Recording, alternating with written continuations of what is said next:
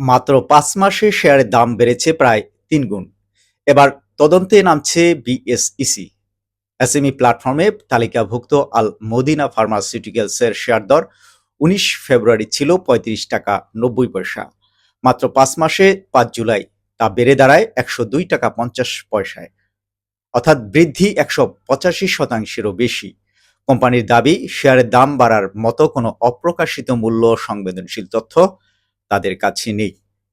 তাই বাজার কারসাজি, ইনসাইডার ট্রেডিং এবং মার্জিন বিধি লঙ্ঘন হয়েছে কিনা তা খতিয়ে দেখবে তদন্ত। ইসিবি স্টক ব্রোকারেজ ও ইউনাইটেড ফাইন্যান্সিয়াল ট্রেডিংয়ের মাধ্যমে হওয়া লেনদেনও তদন্তের আওতায়। ৩০ কার্যদিবসের মধ্যে ডিএসইকে প্রতিবেদন দিতে নির্দেশ দিয়েছে বিএসইসি। তবে তদন্ত শেষ না হওয়া পর্যন্ত কারো বিরুদ্ধে অনিয়ম প্রকাশিত হয়নি। শেয়ার বিজনেস 24.com এর সঙ্গে থাকুন এ ধরনের সংবাদ শোনার জন্য। ধন্যবাদ।